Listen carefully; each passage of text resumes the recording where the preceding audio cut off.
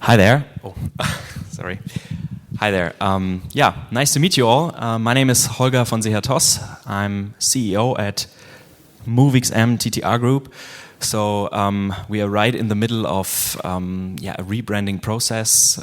We started off 26 years ago as TTR Group, as a company in the field of market research, customer satisfaction management, in the consulting business, and we started to go into IT development quite early, like in the early 2000s. And now, in the last couple of years, we made a strategic shift towards becoming a software as a service company, so focusing on product. And this is what you see here now. With this product, we also wanted to develop our brand, and we came up with this moveXM brand now in the last couple of months. So this is just a short introduction. What we do is experience management, and it's this way. Okay. This is what we do. We do experience management. So what is experience management? For those of you who don't know, it's about taking every customer and every female customer. In Germany, you say Kundin. So customers king, customers queen. So taking every customer seriously and listen to what they say, and take these insights to improve your business. So it's not just a tool that we provide. It's also this philosophy of continuous improvement that we see as part of customer experience management. And moveXM is our tool, our platform for managing and improving those experiences, and to really help our customers then to succeed. And we see this as something that is right in the middle of a very interesting ecosystem, basically, because customer experience is connected to so many other parts of a business. It's something that also has to come from the top management. It has to be something that needs to be, how do you say that, expected and expected, let's put it this way. But then if you do it, if you have this philosophy of taking your customer seriously and managing your customer experience, it's really helping improving your business. And you can connect it to all kinds of things, to market research, to your customer relationship management, of course, to data that come from the outside, to operational data, to the ERP, social media, of course. This is the big thing that is happening right now. And how do we do this with our product? We see this in 4 steps, actually. And we do this with brands like BMW, with like Volkswagen, like Audi. So we come basically from the automotive industry. And the classic part is when you go to your dealership, you have your car at the service, for example, and you get the questionnaire in the end. How satisfied were you with your visit? And you can leave a comment in the end. So what does this mean? We start with this part here, listen and measure, and we provide our customers with all kinds of possibilities and opportunities to measure their customers' experience. It can be a questionnaire, it can be social media data, it can be rating data on Google Reviews, Google Places, on Facebook, for example. And you take this data, and this is a very important step then.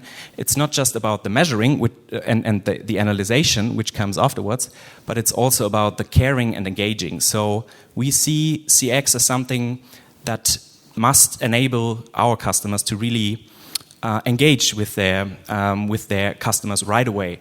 So if you're unhappy with your experience at the dealership, our tool provides you the help, or provides BMW, for example, the help to really get in touch with the customer, have all the data available, and really provide help how to make this customer happy again. So this is really a very important step, that you not just take the data and analyze it, and someday in 2 years something will come out of it, but that you take it and help the customer right away. And then only comes the third and the fourth step to take this data and to really analyze it, to provide your management with insights and to make decisions that can be planned and to improve and that can be put into the system and can be managed through the whole organization. So and then in this regard, the loop closes, as you can say. There's a closed loop of continuous improvement. So, and why does it work now? Because you take feedback, you generate the insights, you plan actions, and you manage them through. And this can be done then, of course, to all kinds of organizations. It's industry agnostic in this sense. We come from the automotive industry, but we are going to other industries. We're working with insurances, for example, with financial industry, with B2B services. And I think at the moment, of course, customer experience management, the market is quite interesting, quite compelling, because all kinds of companies out there realize that Amazon and Apple and what all the companies that focus on the customer are doing something right. And this is where we come into the game then. Yeah, so where do we work at the moment?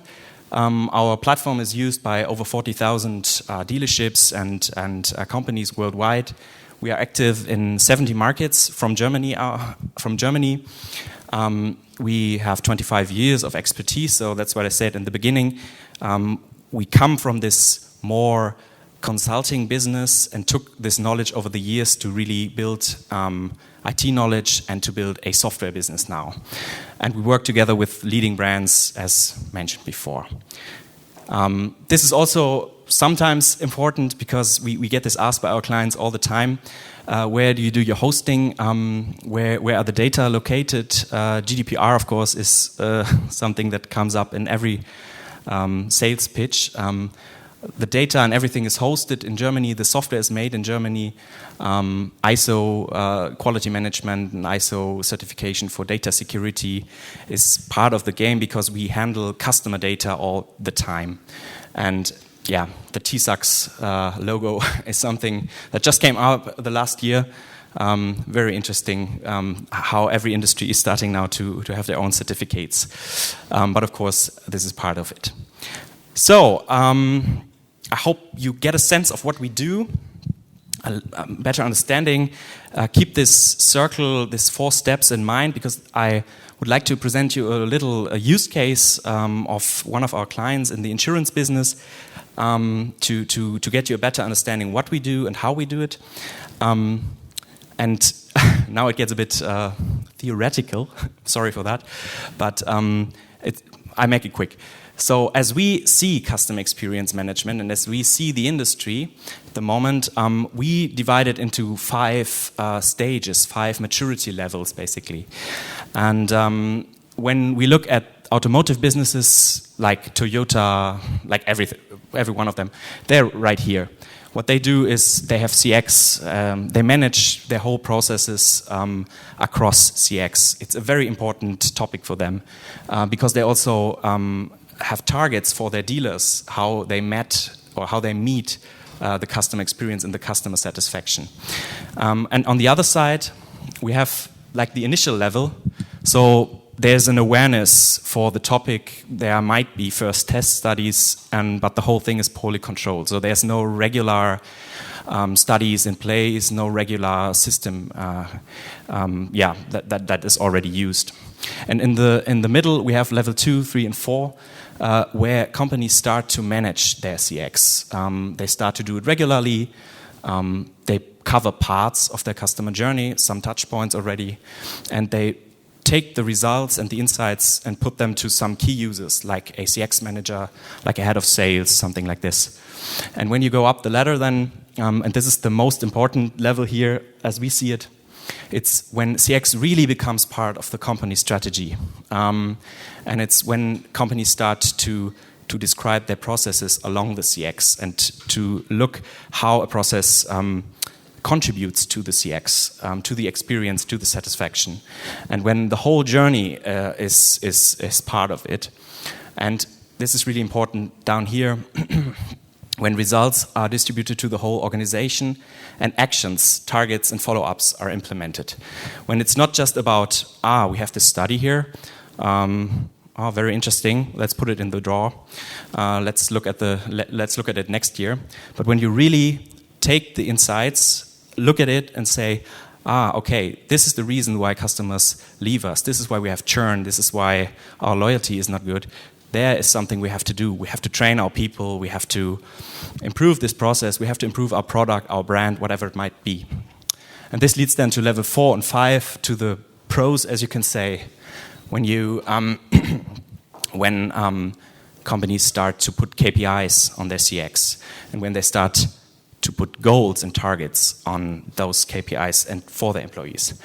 And what we like to do, or what we do with our clients, if they're not coming from the automotive sector, but if they come more from the left side, we like to help them to jump to the level or up their level, as you can say. And this is what we did with one of our clients in the insurance industry. Unfortunately, I cannot say the name, not officially. So let's put it like this. We have a company, public insurer, 15 million insurance policies, 5,000 employees. They have a very complex and diverse IT infrastructure as they grew over the years, of course. This is basically what happens a lot. And due to this reason, lots of unstructured and decentralized feedback data. And they didn't know what to do, and they wanted to do something, so they had some studies in place when we started working with them in 2018. And they came to us, and we helped them to come from level 1 to level 2 to make it more structured, more regular, and to really understand their diverse customer base and to understand the countless interactions they have. If you think of 50 million insurance policies, and each interaction, it might be something happened and people call because now they want to know how much money they get back, or they want a new contract, or they want to leave their policy. So there are lots of interactions, of course, they have.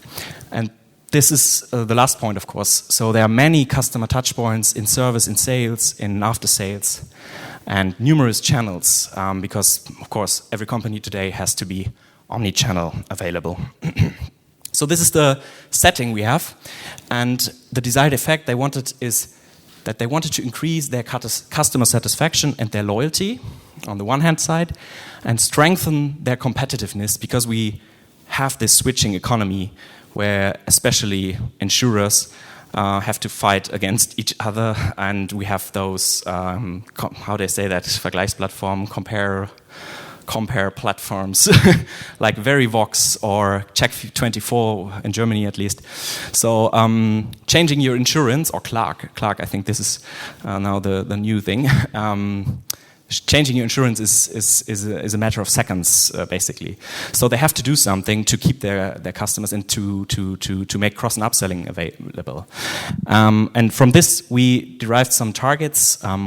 They wanted to identify their potential problem areas, or in other words, their potentials to improve, of course, and make this a consistent, continuous process. They wanted to increase the number of feedbacks and positive feedbacks in the end. Of course, because if customers happier, hopefully their feedbacks are more positive. And they wanted to improve the quality of interactions for each touch point. And what we did with them, of course, we applied moveXM, as you can imagine. So we helped them to gain feedback and to put the feedback in a central database, in a central hub. We connected the feedback, and we helped them to delegate. In the meantime, in the last year, they started to have the issue management. So we helped them to delegate cases where immediate assistance was of need. And so now they have a comprehensive feedback system that really helps them to understand their customer base along the whole customer journey. We also help them, of course, to generate insights, because this is necessary, insights across their different user groups, and to bring the insights to their different user groups, to the C-level, with a very basic dashboard, of course, and to specific market researchers that needs to go into details, because we have an integrated BI solution that really helps our clients to understand what drives customers. And last but not least, then this helped them to implement improvements, fast and operational, so on the hot alert sphere, and of course in the strategic management to make better decisions and to improve quality. And the outcomes are that in the comparable time frame, the NPS, so the Net Promoter Score, increased 20%. We had a doubling of the NPS value in relation to the overperception. So that means the measures they take are effective, they work. We see that people who respond to the NPS, so 0 to 10, also 95% of those customers give an open text, open comment, which is what is really needed to understand, because the number, the NPS alone, it's helpful, it's good, but only with the open question, only with the open comment, you can really take this feedback, put it into relation then, and work with it. And what we also saw that we have a 90% mapping of the text mining categories that we defined. So this means that feedbacks can be related to topics very quickly, very easily. So that makes it very easy to take action. If we only had like 10% and everyone was saying something different, it would be quite difficult to understand what people say or to take this feedback and put it into action. But we have a very precise mapping of the topics that relate to the customers and to what they say. And finally, we see that there's an increase of 5% in positive sentiments. So the goal of having more satisfied customers, you can say at least in a part it's reached because customers speak more positive about our insurer. So this is what we do. This is how CX management, it's advanced CX management. It's not only feedback management or so. It's CX management in the sense of improving. This is how it can work. These are the outcomes. And if you look into academic work regarding NPS, then a higher NPS is always connected to the possibilities of course, more loyalty, lower churn than in retrospective, and more chances for cross and upselling, for example. So this has, in the long run, of course, a big strategic and economic. Yeah, but now let me finish up. Because I wanted to give you a little heads up what we have, what are our plans with Pride, and why we're here today. As Lars mentioned, we just signed our contract in August, so a couple of months ago, and this is a little bit of our story. So until now, until 2017, we've been much more in the IT consulting business. So we took our IT knowledge and built solutions for our clients. And in 2016, we decided to make the strategic shift towards becoming a product company and building a software as a service, building moveXM. And from then, we took those clients with us and on worldwide CXM programs. So we are with the BMW Group, with Provincial, Cupra, which is a brand of Seat. We are in 2020, we signed a large contract with Volkswagen, Audi, and Volkswagen Nutzfahrzeuge, commercial vehicles. This is what we're working on right now, so very large programs. And this is where Pride also comes into the game. So we have the strategy now, we have the product now to really gain new industries, gain new customers. And basically, that's what we want to do. We want to move from this project to the product company sphere. So we, let's say, are 80% there. That's what we say. No, that's what basically where we are. The product is ready. We have some projects in place still, but the future is, of course, in the product. And this is what we do there. We invest heavily in marketing and sales at the moment. We focus on the product, and we want to implement new tools and advanced CXM features into our product. That's about it. Hope I could give you a little overview of what CXM is, what we at moveXM do, what is our plans, and I would like to say thank you and yeah, if there are any questions, please go ahead.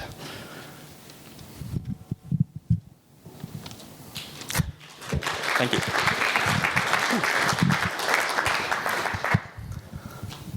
There's one question. One question you mentioned, you talked about the insurance industry.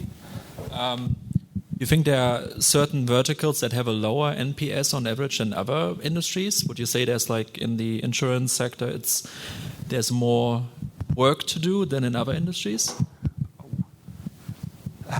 Actually,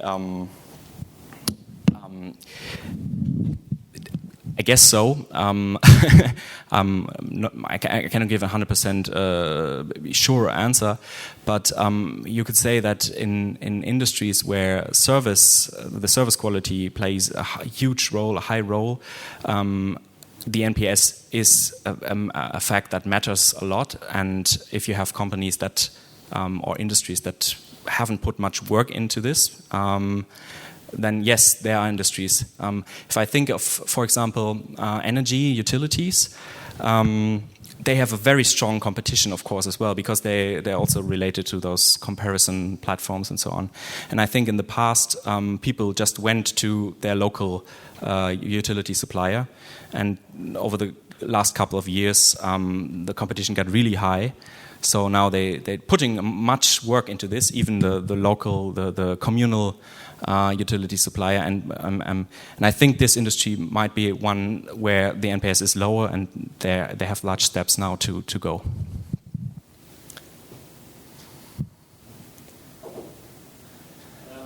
What role does artificial intelligence play in your solution? Yeah. In order to make like automatic suggestions on how to improving the customer experience? Yeah. So at the moment we have an artificial intelligence applied, especially in the text mining sphere. So that can analyze the sentiment and in the comments and so on, to really get to your insights quickly. What we don't have at the moment, not in place at least, only in terms of concepts, is this what you suggest, to have an artificial intelligence that makes suggestions. This is something, of course, where you need the data to make the machine learning in the end, to make those suggestions. This is a challenge we have as our clients are really, protective about their data, and so we haven't have this kind of machine learning in place at the moment. It's basically more in terms of concepts, but we know that we have to go there and we want to go there when we talk about advanced CXM. That you can learn from all the experiences and the measures that were taken in place in the past to make suggestions on future problems and issues. What's your vision on how easy it is to use your platform? Do you need a small army of consultants to use it, or is it? Sorry? Do you need a small army of consultants to implement it? Yeah. Yeah, so basically at the moment, this is what I mean when I say when we are moving from a project to a product company. So at the moment, and if you think of large companies like BMW and being active in 70 markets worldwide, you need a lot of consulting in this business. Every market has different needs, different ideas, what they want to have to be implemented.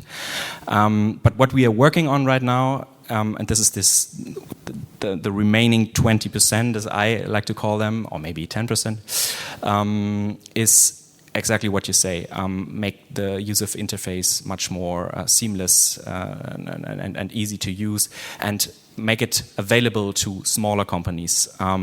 So this is what we're working right now on. This is the vision then, of course, to bring. We have the knowledge of very advanced CXM and very advanced tools and possibilities how to manage, and we want to make it available, easily available to smaller companies that are just beginning to do CXM.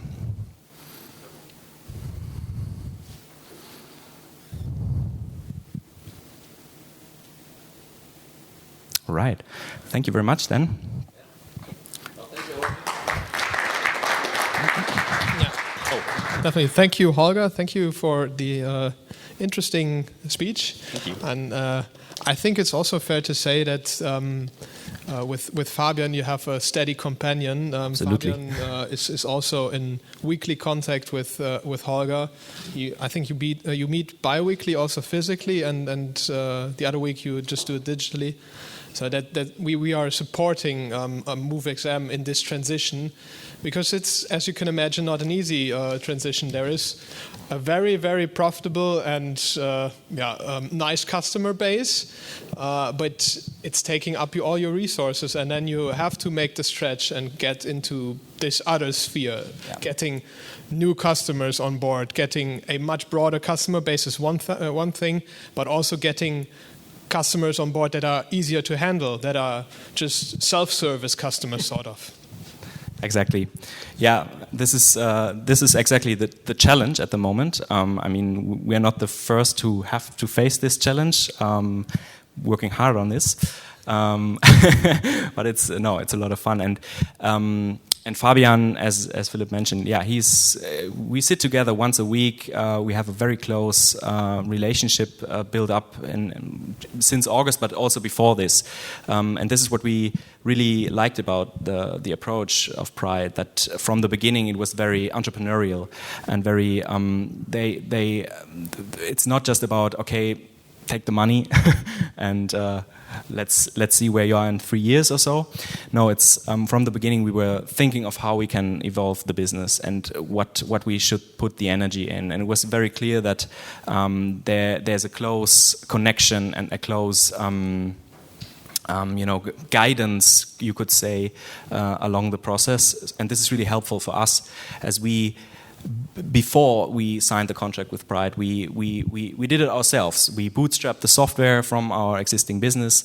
We developed it within project with our clients, and now this is something new to have an investor on board, but someone who really understands the business and the software business and helps evolving in this sphere and to build value. So.